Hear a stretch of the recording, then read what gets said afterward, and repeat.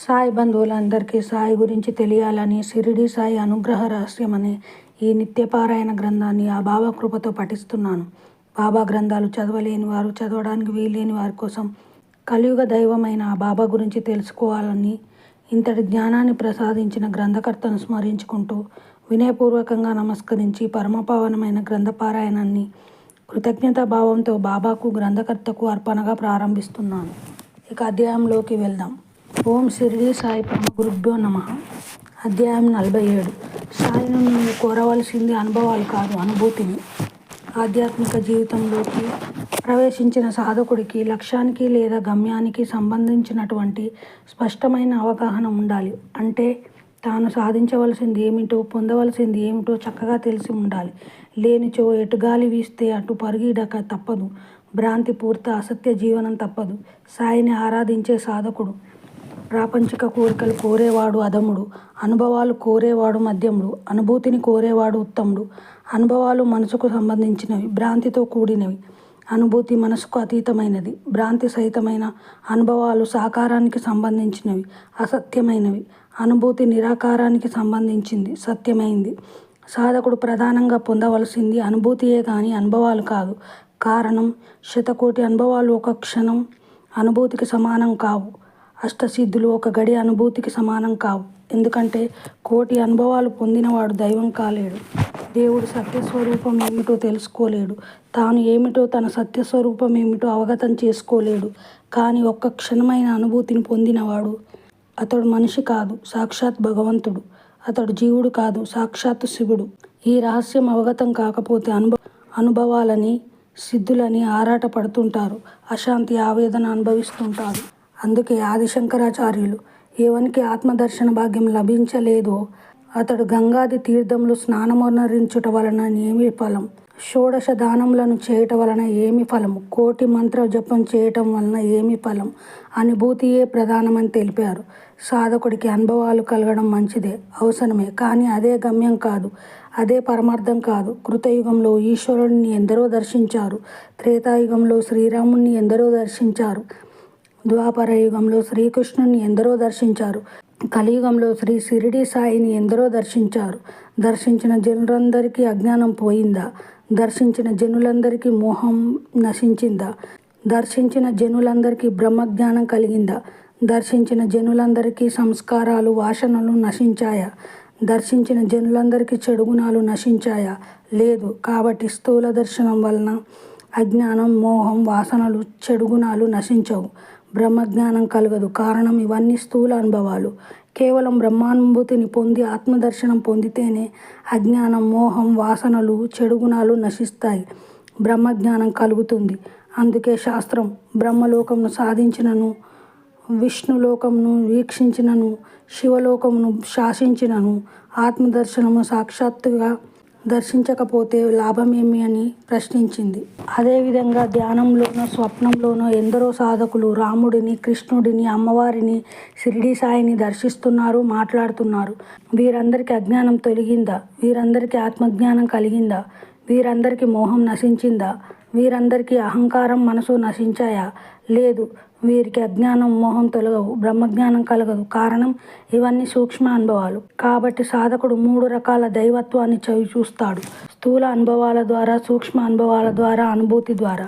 కొంతమందికి ఆశ్చర్యకరంగా సాయి స్థూలంగా దర్శనమిస్తున్నాడు. దీనికి కారణాలు 2.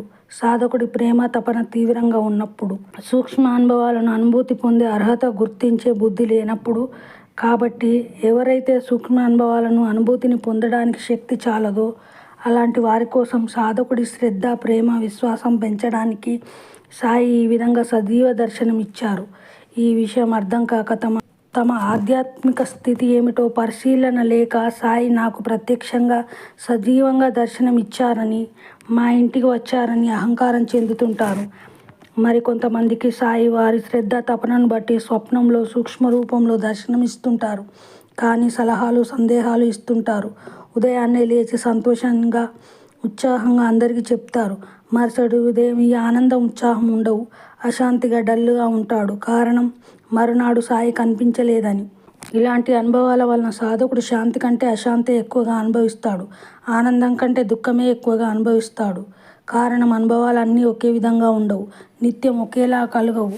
ఒకరోజు మంచిని, ఇంకొక రోజు చెడ్డని, మరో రోజు అర్థం లేని పిచ్చి అనుభవాలు కలుగుతుంటాయి. ఉదయాన్నే నీవు పొందే శాంతి, అశాంతి ఈ అనుభవాల మీద ఆధారపడి ఉంటుంది. ఉదాహరణకు, సాయి ఒకరోజు రాత్రి సశరీరంగా నీ ఇంటికి వచ్చారు, నీతో మాట్లాడారు, వెళ్ళారు. మంచి అనుభవమే, అద్భుతమే, అపూర్వమే, నీకు పరమానందమే. కానీ ఈ పరమానందం ఎంతకాలం ఉంటుంది? రెండవ రోజు రాత్రి కూడా సాయి రావాలంటావు, తీవ్రంగా వేచి ఉంటావు, తపనతో ఆవేదన పడతావు. సాయి రాలేదు. అప్పుడు నీ పరమానందం ఏమైంది? సంతోషం, శాంతి ఏమయ్యాయి? దూది పింజలాగా మరుసటి రాత్రికి ఎగిరిపోయాయి. దుఃఖం, అశాంతి చోటు చేసుకున్నాయి. ఇదే విధంగా సాయి ఒకరోజు రాత్రి సూక్ష్మ రూపంతో దర్శనమిచ్చి నీతో చాలా విషయాలు చాలాసేపు మాట్లాడాడు. ఉదయాన్నే నీకు ఎంతో ఆనందం కలిగింది. ఈ ఆనందం నీకు ఎంతకాలం ఉంటుంది? ఈ ఆనందం నీకు ఎన్ని గంటలు ఉంటుంది? మరో రోజో, ఇంకొక వారానికో, ఇంకొక నెలకో ఇలాంటి అనుభవం కావాలంటావు. కలగకపోతే ఆవేదన పడతావు, అశాంతి పొందుతావు, దుఃఖంలో రమిస్తావు. కాబట్టి సాధక, ఆత్మజ్ఞాన రహస్యముడులను విప్పుతున్నాను. నిగూఢ రహస్యాలను సాయి పలికిస్తున్నారు. చాలా జాగ్రత్తగా విను. స్థూల సూక్ష్మ అనుభవాలు సాధకుడికి ఆనందాన్ని కలిగించగలవు, దుఃఖాన్ని కలిగించగలవు, శాంతిని కలిగించగలవు, అశాంతిని కలిగించగలవు, ఉత్సాహాన్ని కలిగించగలవు, నిరుత్సాహాన్ని కలిగించగలవు, సద్గుణాలను కలిగించగలవు, దుర్గుణాలను కలిగించగలవు, భ్రాంతిని తగ్గించగలవు, భ్రాంతిని పెంచగలవు, జ్ఞానాన్ని పెంచగలవు, అజ్ఞానాన్ని పెంచగలవు, మోహాన్ని తగ్గించగలవు, మోహాన్ని పెంచగలవు, అహంకారాన్ని తగ్గించగలవు, అహంకారాన్ని పెంచగలవు. ఒక మాటలో చెప్పాలంటే అనుభవాలన్నీ ద్వంద్వాల మధ్య ఉంటాయి. అనుభవాలన్నీ మనోపరిమితమై ఉంటాయి. కాబట్టి మనం పొందవలసింది అనుభవాలు కాదు, అనుభూతిని. అనుభవాలలో అన్నింటికంటే ఉత్తమమైన, శ్రేష్టమైన, సాటిలేని, తిరుగులేని, అద్వితీయమైన అనుభవం విశ్వరూప సందర్శనం. దీనిని మహర్షులు కూడా చాలామంది పొందలేరని, అందరికీ సాధ్యం కాదని కృష్ణుడు స్వయంగా పలికారు. ప్రేమతో, కరుణతో అర్జునుడికి ప్రసాదించాడు. ఇంత దుర్లభమైన అనుభవాన్ని పొందిన అర్జునుడికి మోహం నశించిందా? తాను ఏమిటో తెలిసిందా? బ్రహ్మజ్ఞానం కలిగిందా? అజ్ఞానం నశించిందా? పరమానందం సదా నిలిచిపోయిందా? అశాంతి పటాపంచలైందా?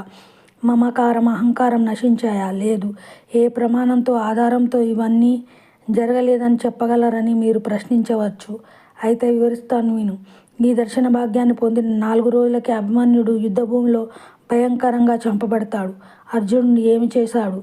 ఒక యోగి వలె ఉన్నాడా? లేదు. సాధారణ మానవుడి కంటే ఎక్కువగా ఏడ్చాడు. సాధారణ మానవుడి కంటే ఎక్కువగా ఆవేదన పడ్డాడు. ఈ విధంగా జరగడానికి కర్త శ్రీకృష్ణుడు అన్నాడా? లేదు. కౌరవులు అన్నాడు. చచ్చిన వాడికి నాకు ఏ సంబంధం లేదని ఆత్మస్వరూపంగా ఉండగలిగాడా? లేదు. పరాక్రమవంతుడైన నా కుమారుడు చనిపోయాడని సాధారణ మానవుడి కంటే ఎక్కువగా అల్లాడిపోయాడు. వైరం, శత్రుత్వం పోయాయా? లేదు. 12 గంటలలో శత్రువును శిరచ్ఛేదం చేస్తానని, దీనికి కారణం శ్రీకృష్ణుడే అని రక్షించలేనందుకు కృష్ణుడిని నిందించి ఆవేదన పడ్డాడు. సాధక, బాగా ఆలోచించు.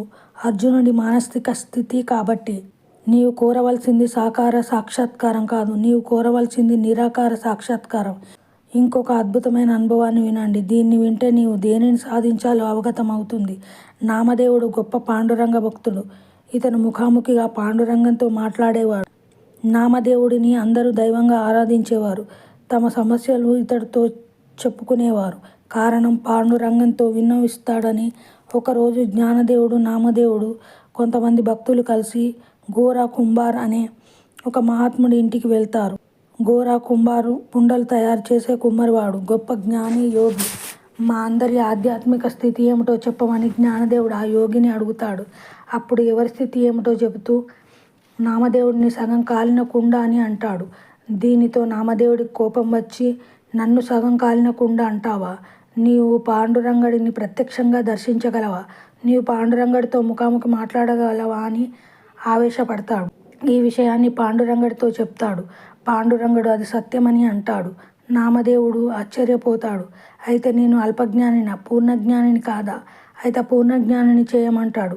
అది నేను చేసేది కాదని, గురువు చేసే పని అని. శివాలయంలోని ఒక యోగిని గురువుగా ఆశ్రయించి అనుభూతిని పొందమంటారు. ఆ విధంగానే అతడు అనుభూతిని పొంది పూర్ణజ్ఞాని అవుతాడు. కొన్ని రోజుల తర్వాత పాండురంగ దేవాలయానికి పోవడం మానివేస్తాడు. భక్తులు కారణం అడుగుతారు. నిజమైన పాండురంగడు ఎవరో నాకు అర్థమైంది. పాండురంగడు నా హృదయంలోని అతి దగ్గరగా ఉంటే దేవాలయానికి వెళ్ళవలసిన అవసరం ఏముంది అని అంటాడు. సాధక అవగతమైందా?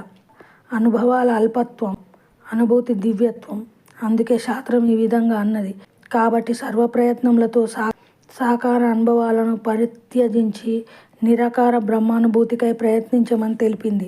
రామకృష్ణ పరమహంసకు కళ్ళు మూసుకుంటే చాలు అమ్మవారి సాక్షాత్కారం కలిగేది. కానీ నిరాకార ఆత్మదర్శనం కలగలేదు. పరమహంస గురు తోతాపురి అమ్మవారిని దాటి ముందుకు వెళ్ళమంటారు. అది నాకు సాధ్యం కాదంటారు. పరమహంస వారు అప్పుడు తోతాపురి ఒక గాజు పెంకుతో భ్రూమధ్య స్థానంలో గీస్తే అమ్మ దర్శనం కలగడం ఆగిపోతుంది. కొన్ని రోజులకు పరమహంస ఆత్మదర్శనం పొందుతాడు. బ్రహ్మానంద పరమసుఖంలో నిలిచిపోతాడు. ఆ క్షణం నుంచి అనేక ఆధ్యాత్మిక రహస్యాలు పరమహంస హృదయం నుండి బయటకు వచ్చాయి. కాబట్టి సాధకుడా, నీవు సాయిని అనుభవాలు కావాలని కోరవద్దు. అనుభవాలు కలిగినా ఇవి మనసుకు సంబంధించినవి.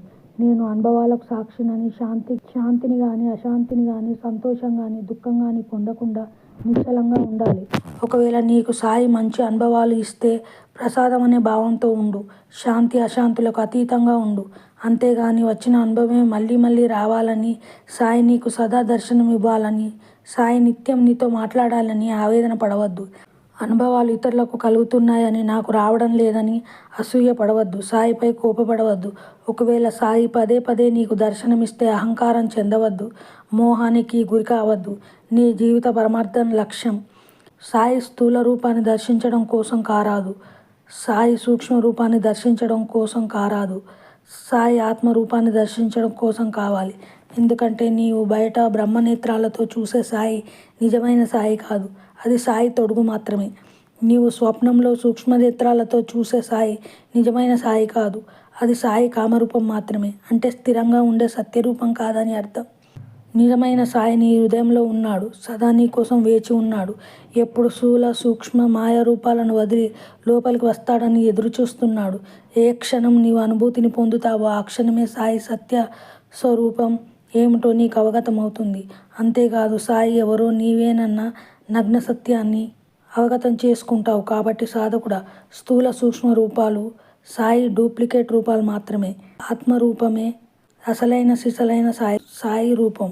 నామరూపములు రెండింటినీ పరిత్యజించి సచ్చిదానంద స్వరూపుడైన ఆత్మను సర్వకాలములయందు హృదయంన గాని వెలుపల గాని సమాధిని అభ్యసించమని ఆదిశంకరులు పలికారు. అట్లనే అనుభవాలు వ్యర్థం, అనవసరమని నా అభిప్రాయం కాదు. అనుభవాలు కూడా అందరికీ కలగవు. భాగ్యవంతులకే, పుణ్యాత్ములకే, తపన గలవారికే, ధ్యానం చేసేవారికే కలుగుతాయి. నేను అనుభవాలతో పాటు అనుభూతిని కూడా పొందమని చెబుతున్నాను. సాయిని స్థూలంగా ఆరాధించడం అంటే 10వ తరగతి చదవడం లాంటిది. సాయిని సూక్ష్మంగా ఆరాధించడం అంటే ఇంటర్ చదవడం లాంటిది. సాయిని ఆత్మగా ఆరాధించడం అంటే డిగ్రీ చదవడం లాంటిది. 10వ తరగతి పాస్ అయితే కానీ ఇంటర్ చదవలేడు. ఇంటర్ పాస్ అయితే కానీ డిగ్రీ చదవలేడు. అదేవిధంగా సాయిని స్థూలంగా ఆరాధిస్తే కానీ సూక్ష్మ ఆరాధన చేయలేడు. సాయిని సూక్ష్మంగా ఆరాధిస్తే కానీ ఆత్మ ఆరాధన చేయలేడు. ఆత్మ ఆరాధన చేస్తే కానీ మోక్షం పొందలేడు. కాబట్టి సాధక, కేవలం సాయిని స్థూలంగా ఆరాధించేవాడు అధముడు. కేవలం సాయిని సూక్ష్మంగా ఆరాధించేవాడు మధ్యముడు. కేవలం సాయిని ఆత్మరూపంగా ఆరాధించేవాడు ఉత్తముడు. స్థూల సూక్ష్మ ఆత్మరూపాలతో ఆరాధించేవాడు ఉత్తమోత్తముడు. కాబట్టి సాయిని పూజలతో, భజనలతో, హారతులతోనే ఆగిపోవద్దు. ధ్యానంతో అనుభవాలు పొందు, అంతటితో ఆగవద్దు. తీవ్ర ధ్యానంతో నిర్వికల్ప సమాధి అనుభూతిని పొందు. పరమశాంతిలో రమించు. పరమగురు షిరిడీ సాయి సమర్పణమస్తు.